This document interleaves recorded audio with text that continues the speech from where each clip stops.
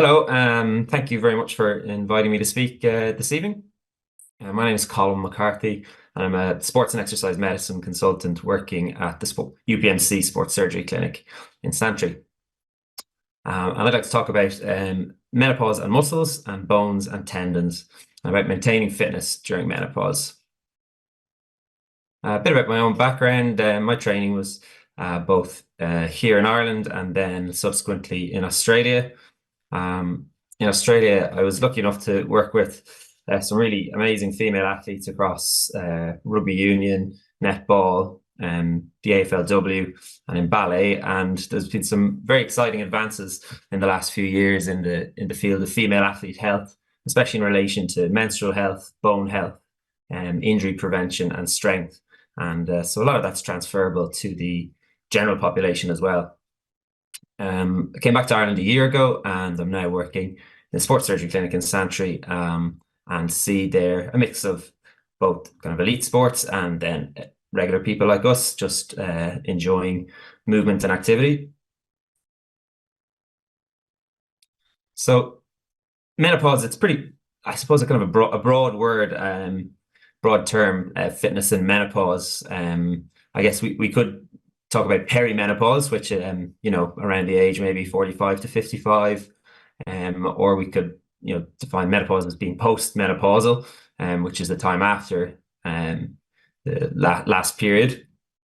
So really, I suppose exercise or fitness in menopause, we're talking about quite a big chunk of a woman's life. If the average life expectancy is 84, menopause is going to be about a third of your life, I suppose.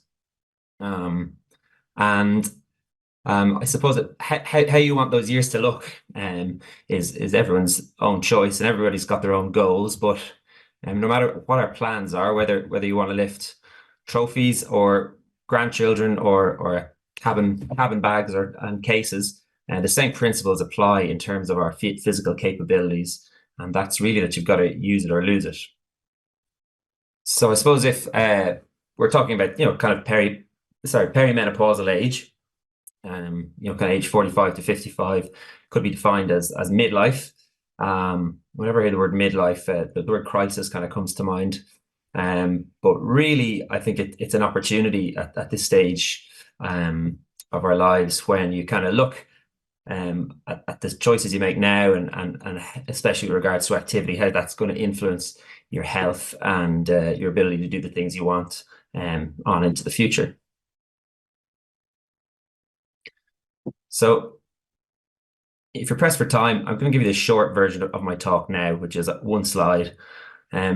Basically, getting active or staying active if you're already active through the perimenopause and menopause is likely to help you live longer, healthier, and more independent. It's going to reduce your risk of most of the main health hazards. It can help with some perimenopausal symptoms. It has been proven to improve mood. You'll likely enjoy it.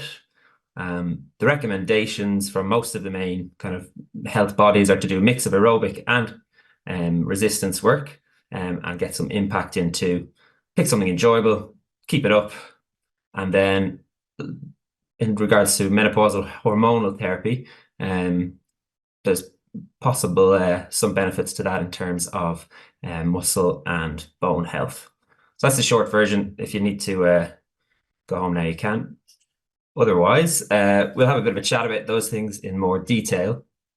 So I'll start off just about talking about exercise in general, and the concept of exercise, which is really kind of a new thing in terms of the long history of human evolution. Talk about some of the big wins, some of the really compelling reasons to stay active. Talk a little bit about exercise and perimenopausal symptoms. Then I want to introduce the terms sarcopenia and osteoporosis, if you haven't already heard of them, and why these are two really important things to work against in the menopausal period. And then also talk a little bit about some of the common musculoskeletal issues or injuries that I'd see in my practice that are more common in menopausal women.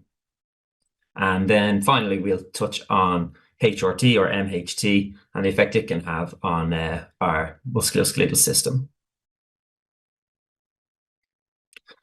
So first of all, yeah, just defining what's exercise, what's physical activity. Sometimes the two are used interchangeably, but physical activity is any activity you do in daily life. And that could be, gardening, housework, playing with kids. Whereas exercise is a planned physical activity that keeps you fit or makes you fitter. And really, this is quite a new thing in the last couple of generations, because for the majority of human history, we had to be physically active just to feed and house ourselves and just get through the tasks of daily living. So the idea of actually going for a run or buying some weights and lifting them for the majority of human history would have been a pretty crazy thing to do, because life was hard enough already. Um, However, that being said, from that kind of evolutionary perspective, exercise has always been a part of life and right through into older age. So, in kind of non-industrialized societies, both men and women would have been active really right through their lives. There's an interesting hypothesis as to why humans are able to keep up a good level of physical activity right into old age. It's called the grandparent hypothesis, and it's basically that societies that flourish rely on the older members of society to be active and healthy and able to help out with physical work involved in keeping the community going. So we are genetically programmed to be able to keep fit and active and strong right into later life. So I'm going to talk here about a few really compelling reasons to keep active and to keep exercising right through the perimenopausal period into menopause and right through life. Exercise has been proven in really strong, quite strong epidemiological studies to reduce the risk of getting 7 of the really most common cancers, including breast and colon and endometrial cancer. And this is in the realm of about a 20% reduction if you compare people who are physically active with people who aren't. There is a pretty big change in terms of a woman's cardiovascular risk, and that's the risk of heart disease, comparing before menopause and after. Estrogen has quite a protective effect on the heart. And so in the absence of estrogen then, for a number of reasons, the risk of getting cardiovascular disease goes up by a factor of about 2.6 between premenopause and postmenopause. And on the left there, they're the main contributors to this, such as worsening insulin resistance, higher blood pressure, higher cholesterol, and reduced sleep quality and mood changes can also have an effect. The good news is that exercise can improve literally every single one of those risk factors. Exercise is also likely to improve your mental health. Again, there's pretty strong evidence from studies that follow women through menopause. And there was one interesting study, the SWAN study, over 20 years in the United States, and they followed a group of women for 20 years through menopause. And there was pretty clear evidence that those who were physically active reported better mental health and better quality of life, reduced symptoms of depression, anxiety, and stress, and generally felt better mood and more vigor and well-being. Another thing that I suppose would be pretty topical at the minute is whether exercise can actually improve some of the symptoms of the perimenopause transition. I suppose the classic one is hot flushes or hot flashes, but as you know, there are many other symptoms and other things associated with the perimenopausal period, which can negatively impact on a woman's health and well-being. And there's been some research into how exercise can potentially help some of these. One of the most interesting ones, I guess, from my perspective as a sports and exercise medicine doctor, is musculoskeletal pain in menopause. It's been shown in studies to be one of the most common menopausal symptoms. So pain or aches in muscles and joints. About, again, 1.6 times the amount of aches and pains to premenopausal, which is a pretty big increase. There's also been some good evidence from these studies that in people who are active and take regular exercise, they reported less headaches, less joint pain, less heart palpitations.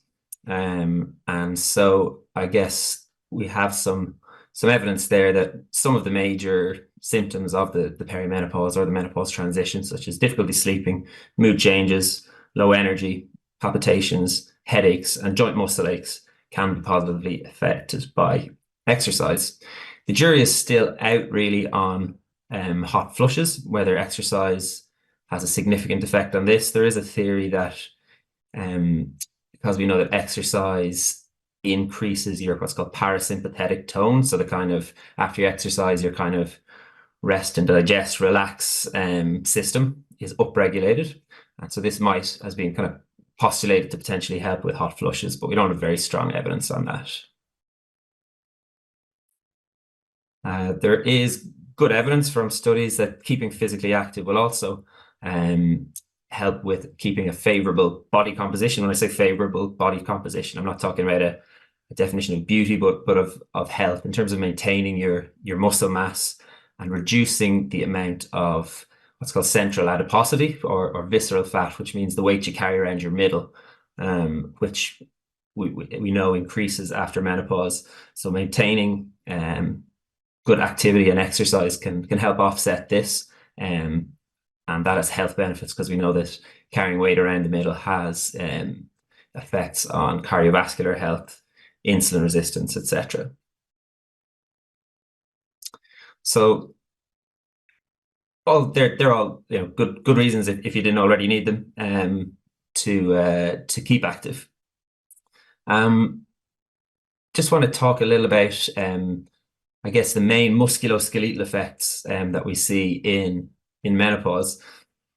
Menopause, I guess the decline of estrogen. Estrogen it's not just a reproductive hormone, it has effects on lots of body systems, and it has a really strong effect on both our muscular system and on our bones. And so this can have big knock-on effects for a woman's health. Estrogen helps to maintain muscle mass. It helps with the muscle's response to exercise, and it also helps with making new muscle fibers. So sarcopenia there's an increased risk of that in menopause, but really that comes about when you combine inactivity with a lack of estrogen. Osteoporosis then is where you get a decrease in bone density, and the risk of that is an increased risk of fractures, which certainly later in life can have a really devastating effect on a person's independence. This kind of drawing on the top is what's meant by sarcopenia. So where you have muscle in the dark red. Over the years, if you have a lack of estrogen and also a lack of exercise, the combined effect is that the muscle gets smaller and the fat mass gets bigger. I don't expect anyone to look deep into this complicated diagram, but this is to do with bone turnover. And the bottom line is that in the absence of estrogen, bone breakdown starts to exceed bone formation, or bones get thinner. And the other thing that does the same thing is a lack of mechanical stress. And again, we'll talk about that in a minute about why impact exercise is so important to maintain bone health. I was talking about sarcopenia and the loss of muscle, and why that's something that you definitely want to avoid. And that's not just because of muscles' role in moving the body. Muscles are a really amazing piece of our bodies that do so much more than just move us. Muscles can send messages to other parts of the body, so it's kind of like it's an endocrine organ. Substances released from muscle, which are called myokines, can have effects on the brain, the gut, the kidney, the pancreas, the liver, fat cells, our immune system, our bones. And so when you have muscle and maintain muscle, it sends all these positive messages out to the rest of your body, which decrease inflammation, increase your immunity, and this is where the decrease in cancer risk comes from. Helps you metabolize your food better, makes you happier, makes your bones stronger. So muscle is it's really such an important organ in the body rather than just being something that moves us. So that sort of paints a grim picture. Is menopause a one-way ticket to sarcopenia and osteoporosis? And the answer is definitely no, because it's possible to maintain your muscle mass and function and to keep your bones strong with the magic pill. And that magic pill is exercise. Exercise, a combination of both aerobic and resistance exercise. In other words, getting out of breath and lifting heavy things will keep your muscle, both in terms of the muscle mass and the muscle function. In terms of osteoporosis, again, it's not an inevitable one-way ticket to osteoporosis.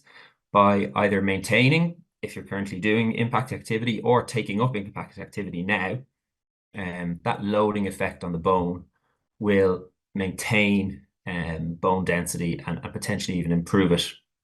Impact is basically like jumping, landing, so things like running, and it actually doesn't take a lot to get a good stimulus to the bone. They reckon that 50 jumps a day is enough to maintain your bone health, and that's something that all of us can do, and right up into the elderly, with the right advice and modifying what sort of impact they do. So that's the kind of the how and the why. In terms of what exercise to do, there's plenty of kind of science-backed recommendations on what's the best mix to do. Very interestingly, as an aside, I came across this in the paper, where in Germany, in certain states of Germany, it's been mandated that people who own dogs need to walk them at least twice a day for half an hour each time. So an hour of exercise for dogs, because to not do so would be cruel. And I guess inside every dog, every Chihuahua or Labrador is an ancestral wolf, that was evolved to roam around in packs. And the same is true for us, inside all of us working in an office or wherever. There's a human that was designed for walking long distances to dig for food or to climb trees or carry wood. And if we neglect that, we don't feel good either. So there's a few different bodies, such as the WHO and the ACSSM, and lots of different organizations, health organizations that come up with recommendations. They're all pretty similar. So this is for adults in general. This is not for specifically for women in perimenopause or menopause. Same advice will be true for a man or any healthy adult. But there's extra importance, I guess, at the bone loading part of this for menopausal women. So the advice is to do 3 to 5 days a week of moderate to vigorous aerobic exercise, at 30 to 60 minutes per time, to make sure that some of those sessions are bone loading or impact type work. And then a really strong recommendation is to do 2 days a week of resistance or strength training. And I guess this is maybe the little thought kind of paradigm change in how you might look at the exercise that's going to benefit you. And whereas maybe it's easy to get out for a walk, maybe takes, excuse me, a little more planning to get the resistance or strength training in. But we'll talk a bit about how that might be done. It's also worth doing some flexibility and balance work. So first of all, just about moderate aerobic exercise, just what exactly does that mean? So moderate exercise is exercise that feels somewhat hard. The best way of thinking about it, I find for myself, is that it's exercise where you could talk, but you couldn't sing a song. So something like brisk walking, where you're a little out of breath, you couldn't sing, but you can maintain a conversation. Swimming, jogging, cycling, also things like team sports or racket sports can all be considered moderate aerobic exercise. There's a couple of formulas for heart rate as well, but they're a little trickier. I think talk, not sing is great. If you have a Garmin watch, it'll also tell you when you're in that kind of moderate aerobic exercise or zone 2. What is bone loading or impact then? So if we look at these, these are all good forms of aerobic exercise, but not all of them are bone loading.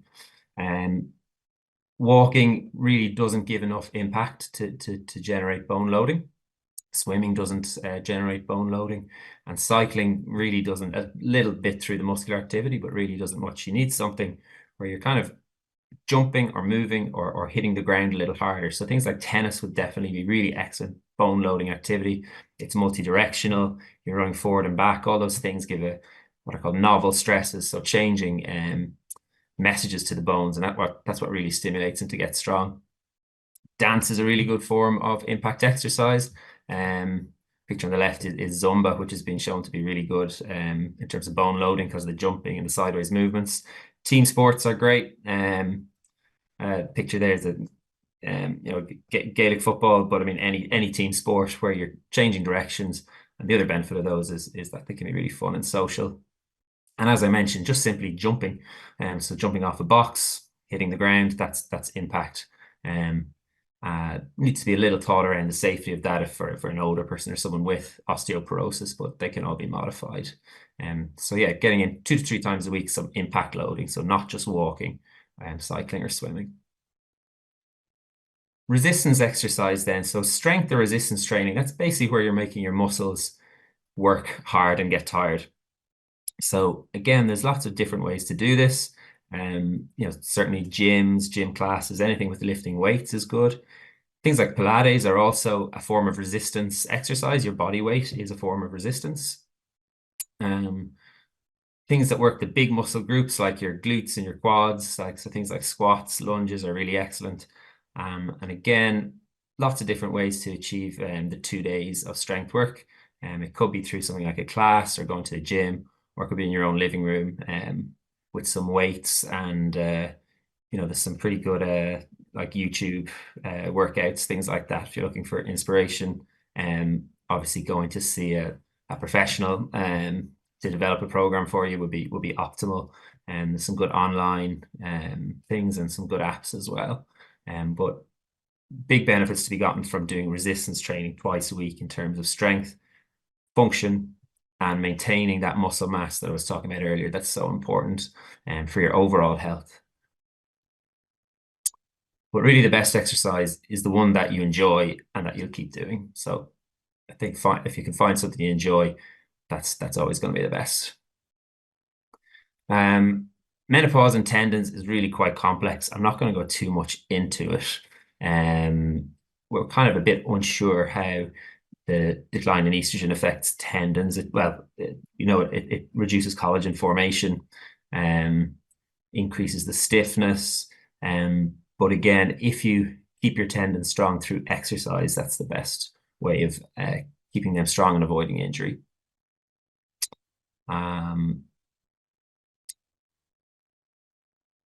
Quick word on MHT, menopausal or hormonal therapy. So in terms of taking HRT or MHT, that's going to replace the estrogen that you would otherwise be losing through menopause. And it's been shown pretty clearly to help maintain muscle mass and function, and it also has a positive effect on bone, again because you're not losing that estrogen effect on maintaining bone mass. Again, this coupled with exercise is going to give the best results in terms of maintaining muscle and bone mass.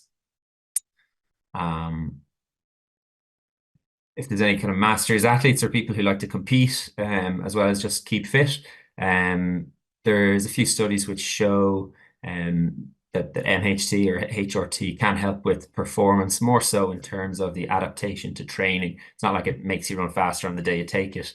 It's more in terms of being able to maintain muscle mass. And there's also a bit of evidence around recovery from exercise sessions. So yeah, possibly something we're thinking about. It's in masters athletes, but that's not saying that I'd be necessarily promoting it to people to keep on winning races, but there is some science there. Again, in terms of training and the effect of estrogen on muscles and bones, we're that's pretty clear that that is a positive influence. It's a little less clear about the influence of estrogen supplementation or estrogen replacement on tendons. So the best advice is to make sure that through good strength training that that you maintain your tendons in good condition. The final thing I'd like to talk about are just some of the common conditions that I'd see in my job as a sports and exercise medicine physician in postmenopausal and perimenopausal women. I'm just going to talk about two conditions. First of which is knee osteoarthritis. This is really common in the general population, and it's twice as common in women as it is in men. The advice for managing knee osteoarthritis is really pretty clear from all the major medical bodies that deal with it, both the medical, rheumatological, surgical one. And this little graph here is good, I think, from the Osteoarthritis Research Society International. And that's that everybody who has knee arthritis should receive education about activity, exercise, and weight management, because this is what makes the biggest impact on knee osteoarthritis. So maintaining a healthy weight as best as possible, keeping good strength in the muscles around the knee, and keeping the knee moving. Exercise is good for knee osteoarthritis. In the old days, people might have thought rest was the answer, but that's been shown to actually make things deteriorate because of some of the metabolic effects, the negative metabolic effects that being inactive have. So again, exercise therapy is really the mainstay of managing osteoarthritis. Some people may benefit from medications or injections, and a very few need surgery. But in our clinic, we manage the vast majority of people with exercise, and it works really well. Another common and really annoying and painful issue is gluteal tendinopathy. This is a pain at the side of the hip. It's mainly the gluteus medius and minimus tendons, which come down at the side of the hip and attach onto the bony part of the outside of the hip called the greater trochanter. And that's the bit that sort of sticks out when you lie down, and so it can often be quite uncomfortable to lie on. And it can be really debilitating, stopping people from running or walking even. So that's something we'd see a good bit of. Again, the management for that, there's been some really good research into it, and exercise and specific exercise and strength, along with some simple advice on certain postures to avoid, can quite effective in treating this. Doesn't mean that it's a quick fix. It takes a while, but it's been shown that exercise and education beats injections for improving gluteal tendinopathy. So that's something we'd see a bit of, some of the really tricky cases of that. Again, sometimes we use some injections or things like shockwave therapy, but by and large, good strength work is the way to both prevent and treat gluteal tendinopathy. And then just a final word on gluteal tendinopathy and menopausal hormonal therapy, or HRT. Read a bit about this in just around the place lately, and a few of my patients have mentioned it to me as to whether HRT might help their gluteal tendinopathy. And there's really only been one study on it, so not a lot of evidence, but that did show their combination of menopausal hormonal therapy in the form of topical estrogen combined with an exercise program was better than an exercise program alone. So only one study, but potentially promising. Certainly very interesting. So finally, just I've gone on about how great exercise is and how it's the solution to all problems. Obviously, exercise can bring its own problems in terms of picking up injuries and that. So simple advice to try and minimize that risk. So festina lente, it's Latin for make haste slowly. And I think that's the single best piece of advice. Whatever you're doing, if you're starting from a low base, just build up slowly. If you're already doing a lot, don't add a lot suddenly. Just build slowly and let your body adapt to it. Before you do impact work like running, make sure that your muscles are strong. Make sure you get good recovery. It takes a little longer to recover as you get past the age of 40. That goes for men and women. So a day off in between hard sessions. Make sure you eat well, and then get some expert advice if you're embarking on a training program.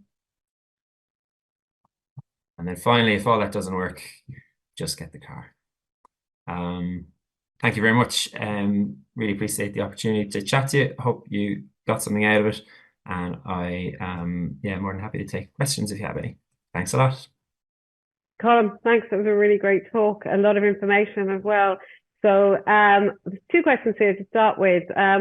Lady Margaret, she has full range of movement. She has a lot of pain though in her shoulders, mainly at night time. And she has had one. It looks like she's had one steroid injection, and she's asking about bursitis. I suppose like frozen shoulder. Does it burn itself out and eventually go away, or is it different to the frozen shoulder? Okay, yeah, it's a few things to consider in Mm, that question. So yeah, first off, does bursitis burn itself out? So look, it doesn't burn itself out in the same way that frozen shoulder does. Like Ruth would have been talking about how over, a long time, like maybe 2 years, eventually frozen shoulder burns out. Bursitis doesn't kind of predictably do that in the same way. So something, I guess, has to change to relieve that bursitis, whether that's better movement patterns in the shoulder, or treating the inflammation that goes with the bursitis. The other thing to say, so with nighttime pain, and that's often that kind of an inflammatory thing. So it's when things are sore at night, something's inflamed. The other thing to think there is, although there might be bursitis on the MRI, it's not necessarily bursitis causing pain. Lots of people, when you do an MRI, will have fluid in the bursa. It'll be described as bursitis in the MRI report, but that might not be the cause of pain. It could be from the rotator cuff tendons, could be the source of pain. The AC joint, which is the acromioclavicular joint, that could be the source of pain. You could even have pain coming from elsewhere, like from the neck. So I guess if I think you said that the person in question had a steroid injection, yeah. if that hasn't worked, might be just looking and rethinking the diagnosis, just having a look at everything again to see might it be something else. And sometimes if it really does look like bursitis, a second injection can help, and especially under ultrasound, so it can be really targeted because the bursa is pretty small, relatively speaking. So an ultrasound can help to target an injection to the bursa. The first thing to do is just revisit it that definitely the bursitis is causing the pain. Um, Yeah, but it doesn't burn itself out in the same way frozen shoulder does. I know. Okay, thank you. Um, so I'm saying that there's pain on the outside of their hip, which sounds like the gluteal tendinopathy you were talking about in your talk. Muscles very tight. Should they stretch more? And if they stretch more, will it help? So if it is gluteal tendinopathy, pain at the outside of the hip. So if this person has pain at the outside of the hip, there's a pretty high likelihood it is gluteal tendinopathy. Often the muscles, so the tendons are the bit that are sore, but the muscles that are attached to the tendons are, in the side of the hips, and they can feel really tight and sore as well. So you can get pain Hmm. up into the kind of buttock area or the sort of side of the buttock, and it kind of feels like you should stretch it, but as it actually probably doesn't help, and it might be detrimental because what you're doing is pulling the tendon across the outside of the hip with the sort of stretches you do, like say, like a pigeon stretch, or bringing the leg across your body to stretch the hip, stretch the buttock muscles on the outside of the hip. That can actually stretch the tendon across the bony part on the outside of the hip and actually aggravate things more. So it feels pretty good for a few minutes because you feel a bit looser, but actually it can aggravate things. So gluteal tendinopathy is something where stretching is actually not recommended and probably best avoided, Okay. and better to work on the strength. Okay. Lovely. Thanks, Colin. Colin, thanks very much for joining us tonight.